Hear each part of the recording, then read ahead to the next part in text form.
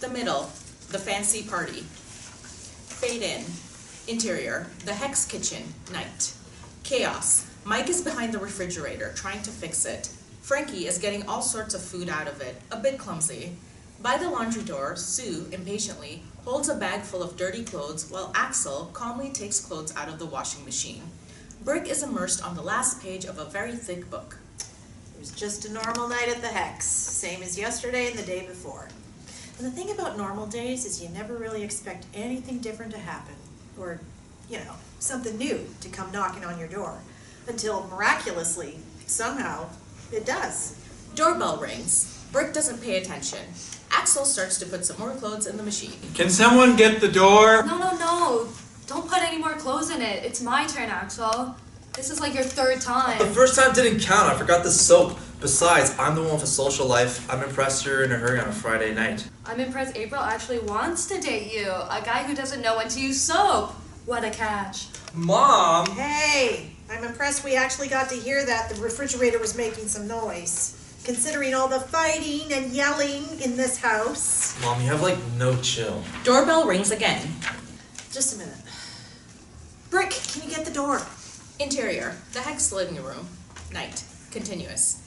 Brick walks towards the door, eyes on the book at all times. He opens it. Mike's friends from the quarry, Chuck, Dave, and Jim, start to cheer. Pause. Brick just looks at them, turns around, and continues reading his book.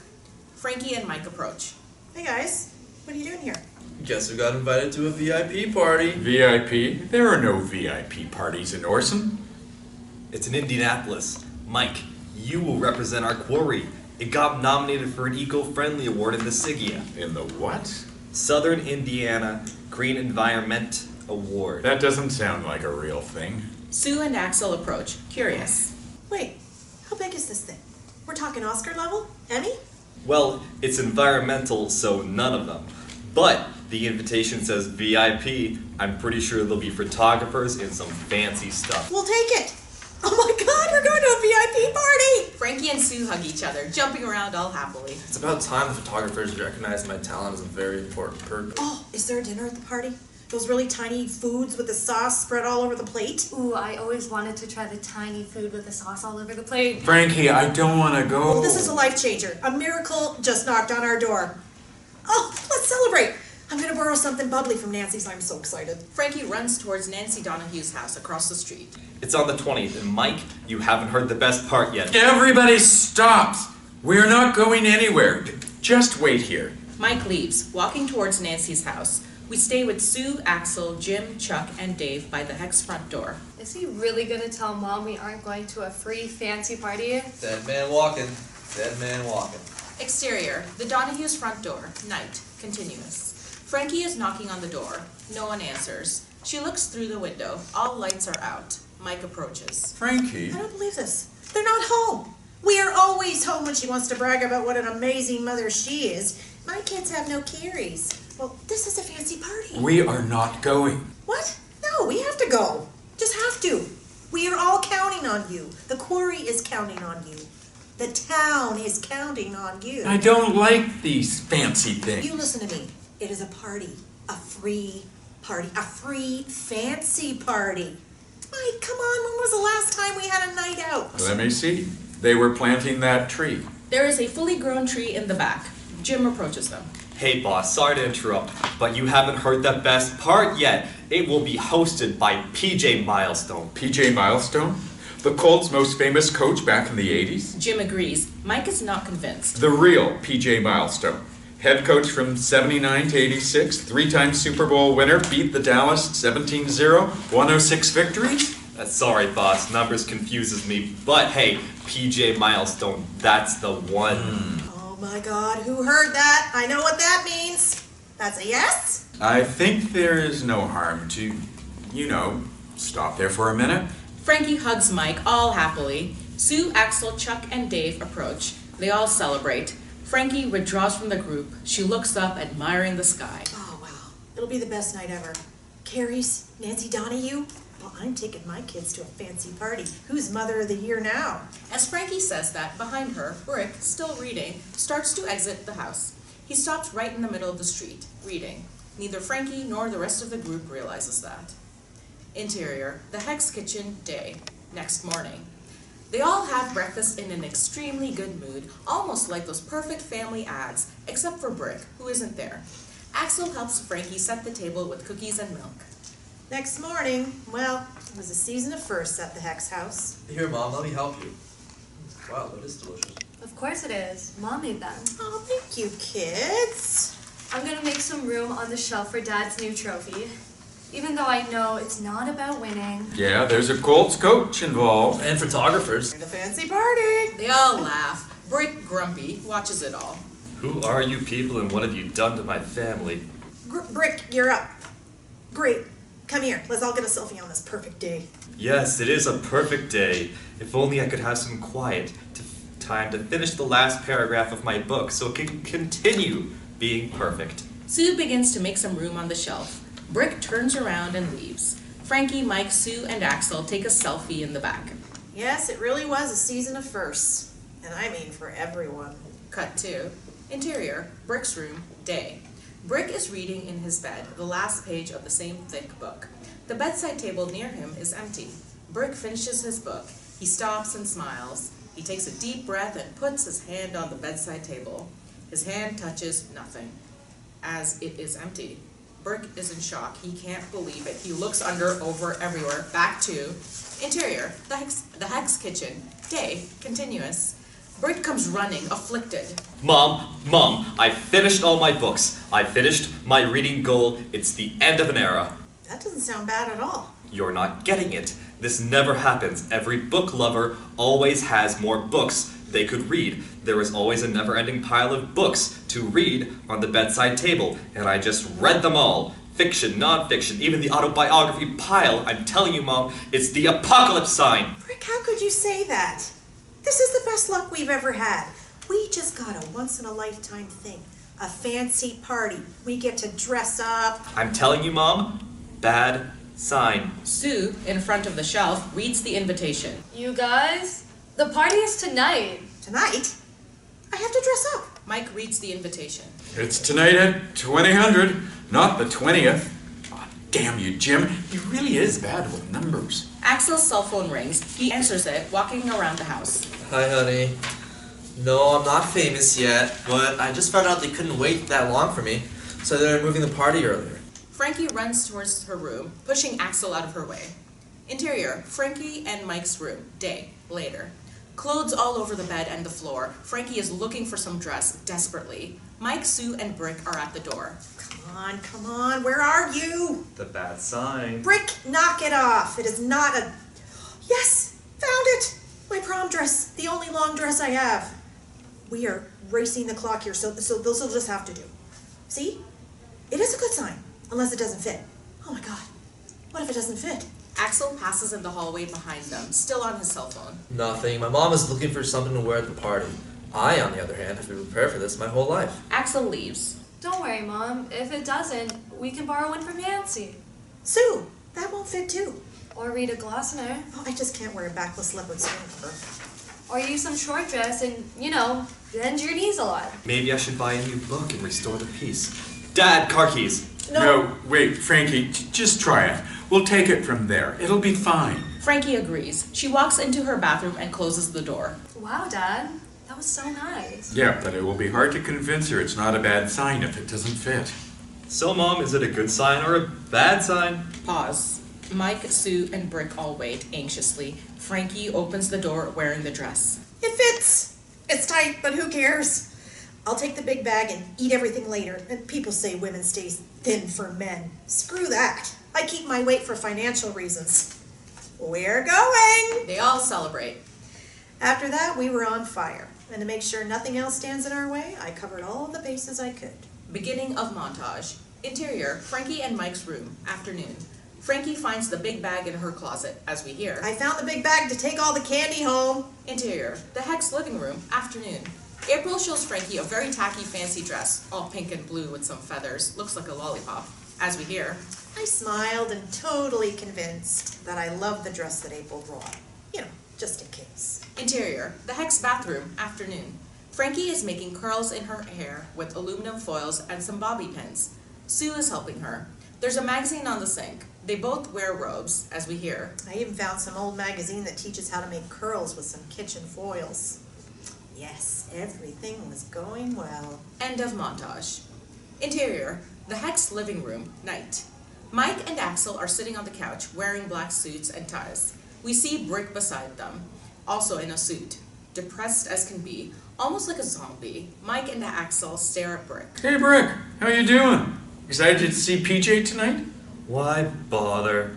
A world where you finished all your books? Let's just wait for the zombies or aliens to come by. That's the spirit. Well, I am. PJ was a great coach, and good with words too. I saw it on TV. He gave a speech at the finals once where he said stuff like, "We know we have your support always, but always doesn't mean every day." Everyone clapped, and a lot of new sponsors invested after that. It was a really great moment. Maybe I should have a speech prepared, in case the photographers ask me how it feels to be very important.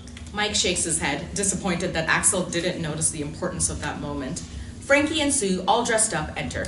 All right, boys, here we finally go. Mom, the bobby pins. Oh, I forgot. God, can you imagine how embarrassing it would be? Frankie takes all the aluminum foil out of her hair, which is curly, but silver. The whole family stares at her. Pause. Should we tell her? Not sure. Mom, your hair? It's beautiful and curly. Yeah. Also, Silver, it's silver. Frankie picks up some tray on the table and looks at it. Cut to exterior, the Hex house, night. We hear Frankie scream. No! Act 2. Interior, the Hex living room, night. Later. Camera stays on a board brick sitting on the couch, looking at the ceiling. He starts to look around until a crumple in his jacket catches his eye. As this happens, we hear the following. It is not coming off. No, I need to be there. I so much deserve to be photographed. How did this happen? it must have been really old kitchen foil or some really old magazine. Brick tries to unwrinkle the jacket with his hand, but gives up, stands up, and leaves the couch area. Camera stays on the empty couch as we hear. Hey, if Mom is going silvery, let's think on a sitting strategy now so the photographers don't catch us together. Axel, you were not helping. Brick returns with an ironing board and an iron box. He plugs in the iron, takes the jacket off, puts the iron on top of his jacket on the board, but suddenly gets distracted with the iron box reading it. Frankie, we are going to be late. Yeah, Mom, we still have to drive all the way to Indianapolis. Wait, I know. Mike, take Axel and Brick, go and hold us a table. Sue and I will be right behind you. We notice some smoke coming off the iron. Frankie enters, pushing Mike and Axel. Sue is right behind them. Mike notices the smoke from the iron. He runs and unplugs it. He lifts the iron, revealing a big hole shaped as an iron on Brick's jacket. Hey, I found something to read. Frankie takes a deep breath, controlling herself. Okay, not freaking out. Not freaking out. Mike and Axel, just go. Brick, find another suit. And Sue, help me with the hair. There, we're still on the run. Frankie goes back inside. Sue follows her. Mike and Axel look astonished as they start to leave the house. Wow, Mom controlled herself. Maybe Brick was right. It is a sign of the apocalypse. Interior, the Hex bathroom, night. Later. Frankie and Sue are putting Frankie's hair into a bun. Brick enters wearing a questionable blue suit, way smaller than him. There, we can hardly see the silver. Sue, don't move. Brick, hand me some more of those bobby pins. Brick takes the box of bobby pins, but instead of handing it to Frankie, he starts to read it. Frankie takes the box from his hand. Okay, listen to me, Brick. Get it together. Those books you love so much were written because some writer looked at the world around him. There are stories everywhere if you just look at it. Brick becomes thoughtful. Sue finishes the hairstyle. They both admire it proudly. You know what? Years from now, people will talk about us. One night, one penniless family put on an operatic tragedy to get to a party. Oh, Mom, you can do anything. Poverty, family drama. Louisa May Alcott, Little Woman. Hey, I found a writer that could have written this. Wow, Mom, there really are stories everywhere. This is fun. Give me another one. Frankie makes a sudden move and her dress rips. Sue gasps. Although, if there is a writer writing this story, I swear I would slap him in the face right now. Frankie leaves, angry as can be. Sue is right behind her. Wow, that is so Bertolt Brecht. Interior, fancy auditorium, entrance, night. A fancy auditorium with tables all around. There is a stage behind and a bar nearby. Velvet curtains, white roses in a fancy centerpiece, and a crystal candelabra with lit candles on each table. Well-dressed people walk around. Michael and Axel enter. I don't like it. I love it. This is so me. I don't get it. Why having this expensive thing if it doesn't brighten the room? Some guy with a clipboard in hand passes by. Excuse me, sir. Mike Heck? Axel Heck, I'm very important. The guy turns pages and pages on his clipboard. Mike Heck. Oh, from the Korean Orson, right? Table 18. And that will be... Well, this is one, so just go as far away from the stage as possible. If you get lost, look for the bathrooms. It's right in front of those. Guy leaves. Axel makes an unpleasant expression. What? How will the photographers see me all the way back there? Damn it. I knew this was a bad idea. I'm gonna call your mom. Mike leaves. Axel sits on a bar stool. An elegant old man sits beside him with a paper in hand. He talks very slowly. What is your most expensive drink? I like you, boy. 2, please. Exterior, Frankie's car, night. Frankie is wearing April's tacky dress, driving. Brick is in the back seat, paying attention to everything, delighted. Sue is in the front seat, holding a lot of different shoes. Mom, I can't find the other pair. Maybe it fell on our yard when you were rushing us to leave the house. That's why I said get all the shoes. Pair must be in here somewhere. Here, take this one. It's almost the same. This is red. The one I'm wearing is black. Jacqueline Suzanne, the Valley of the Dolls. Sue, we're late. I forgot the big bag and I'm wearing a lollipop dress. I think you can walk without showing both shoes. Come on! Desperate times call for desperate measures. William Golding, Lord of the Flies. Frankie's cell phone rings. Mike, are you there? Oh, how is it? Cut to. Interior, fancy auditorium, corner table, night. Mike is sitting at a table right on the corner, bathrooms behind. At the table, fancy silverware, a big centerpiece with flowers, and again, the crystal candelabra. It's... a lot. Back to. Exterior, Frankie's car, night continuous. Oh, I always wanted a lot. Okay, are we going? Mike? Mike? Oh, no, the battery just died. Oh, I might have unplugged the charger to turn on the iron. Brick. See, that is why we don't let you go anywhere without supervision. Wow, Lord of the Flies indeed. Just missing the vehicle accident. Oh wait, last night. Hey, that car stopped and honked. We all took out of the street when we heard it. No one got hurt. Get over it. Interior, fancy auditorium, entrance, night. Axel and old man are still drinking and talking. So I said, April, after this party, you'll have me and the famous me. I mean, it's like looking for petroleum and finding gold on the way. That's funny. People always like funny things. Maybe I should try to be funny. It's going to be a live tape here tonight, and, you know, maybe I'm getting a little nervous. Say, what do you think about this? Old man hands Axel the paper. Axel reads it. He makes an unapproving expression. Sounds like something my sister's tacky motivational posters would say. Really? Old man looks a bit astonished. Behind them, Mike comes looking for Axel. He stops as he sees Axel and old man at the bar. Well, yeah, I'm a believer. Never give up. Together we'll make it. You know what? I think you are right. This is a crappy speech. Thank you, boy. Old man leaves. Mike approaches Axel. Axel, do you know who that was? That was PJ Milestone, the former Colts coach. Oh yeah? Nice guy. A bit sleepy. What did you talk about? Everything. Relationship. PJ, the most reclusive guy ever, talked about relationship with you? No, I did. April's not handling well with my newfound importance. Could everyone take their seats? Exterior, front of the auditorium, night.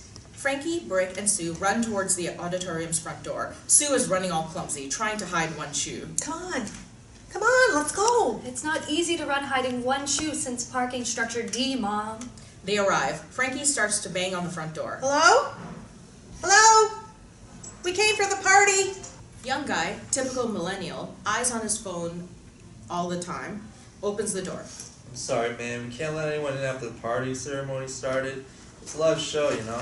A live show? Oh, you gotta be kidding me. You don't understand, boy. We have to enter. We just have to.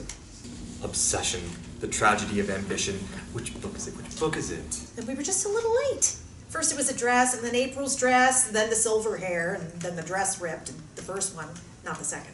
Sorry, no can do. Young guy closes the door. Wait! Boy! Damn it. This has more stages than Super Mario Brothers. Oh, wait, of course, Moby Dick. Interior, fancy auditorium, corner table, night. Axel and Mike are sitting at the table. They are trying to see something, but they are clearly very far from the stage.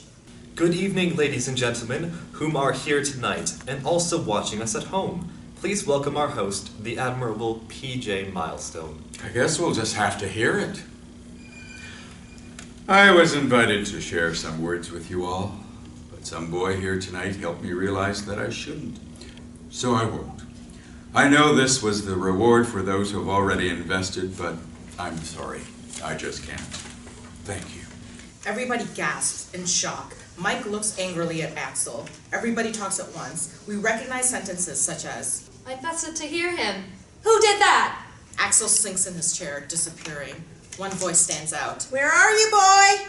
I'm not leaving till I see you.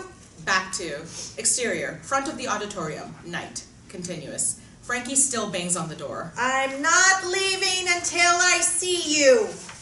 Act 3, interior, fancy auditorium, entrance, night. Chaos. Axel and Mike walk, trying to go unnoticed. People, return to your seats. Everything is under control.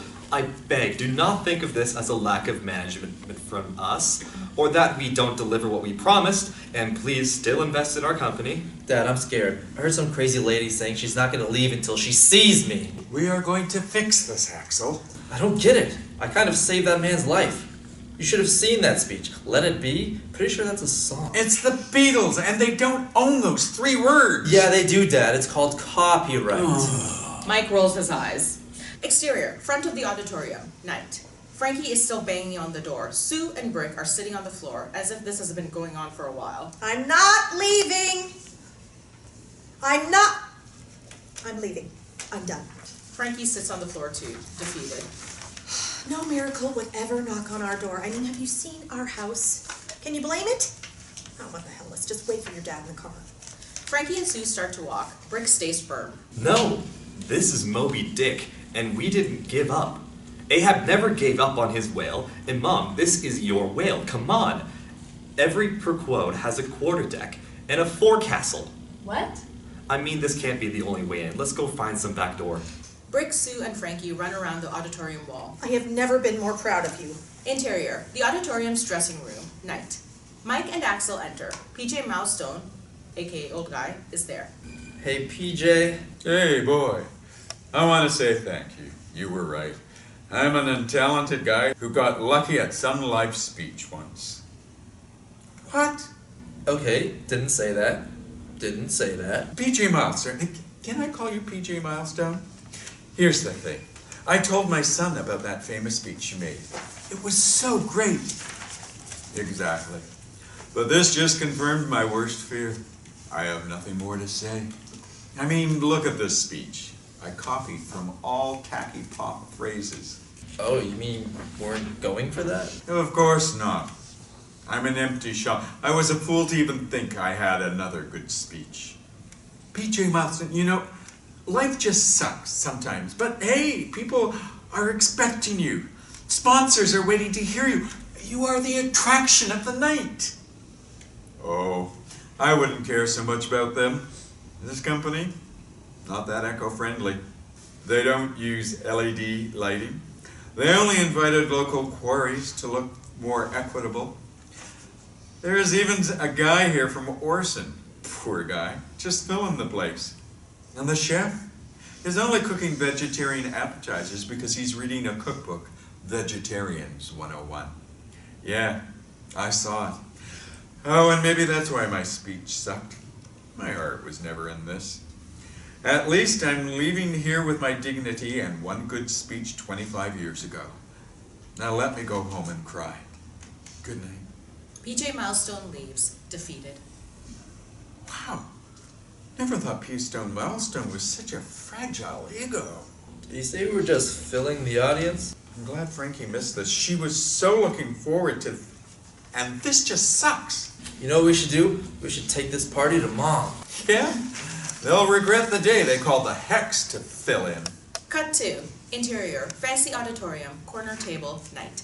Mike and Axel take everything they can find, napkins, flowers, and hide them all in their coats. A waiter passes behind them with a tray of candies. Axel follows him, as we hear. Okay, so let's just get this thing done since we're clearly crashed tonight. And the award goes to... Cut to. Interior. The auditorium's back wall. Night. Later. Frankie is trying to reach a very high external fire escape, one of those that slides down along a track on the lowest level. Mom, it's too high. Can we go home? It's been hours. Let her be. This is her Moby Dick, and Moby Dick seeks thee not. It is thou that madly seeketh her. Brick is right. I have been trying for the past hour to reach it, and I will. I promise nothing complete, because any human thing supposed to be complete must for that very reason infallibly be faulty. Stop quoting the book. Oh wait, I did it. I did it. Sue and Brick celebrate. Frankie slides the stair down. Cut to. Interior. Fancy auditorium. Entrance. Night. Camera closed on Frankie's face. She looks around, astonished. Oh, I dreamt the whole day how this room would be.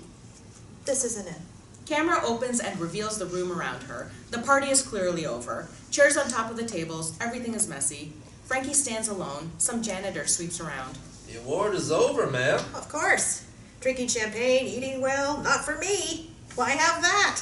Oh, and forget about the fancy part. Just some exciting night out would be just fine. Well, no, I wanted the fancy too. Sounds to me that the party was more important than the award, ma'am. Frankie looks at him, finally realizing her true motive. And then it hit me. All this time I was worried about having a fancy night out that I completely forgot that Mike could have received an award. This whole night should have been about him, not me. Oh my God, you're right. I have to go. I have to see if my husband won. Cut to. Interior. The Hex living room. Late that night. The camera is on the shelf as if it is on the space that Sue had cleaned up for Mike's trophy. Frankie, Mike, Sue, Axel, and Brick all look at the camera emotionally. Wow. It's beautiful. Dad, I'm so proud of you. You know what? I'm proud of it too. The camera reveals what they have all been staring at. One crystal candelabra, like those on the auditorium tables. This was the hardest one to hide in my suit. Axel takes several candies out of his suit pockets and starts to hand them around. They all eat. Oh, wow. This is delicious. Axel also takes from his suit napkins and flowers. Oh, no, you didn't. You took some flowers, too. And Mike takes from his suit some smashed gold-edged toilet paper. Oh my God. Golden edges? Axel also gives Brick a book, the cookbook, Vegetarians 101. It's a new book. A new era begins. You guys missed Dad lecturing our Colts coach. Life just sucks sometimes. well, it does. What about Mom? That door never saw it coming. They all laugh, having a great moment together. Yes, that day was all about first times. A once-in-a-lifetime fancy party, the first time meeting an idol, and Brick's first time without books. So yeah, of course we all had great expectations about it. But even if everything turned out as we hoped, I'm sure the best part of the night would still be when we all got home and talked about it. That's our version of a good night. It's not fancy at all. In fact, it's as simple as can be, but boy, do I treasure it. And this amazing moment when we're all together, just talking and laughing, well, it was not the first at all. Fade out. End of show.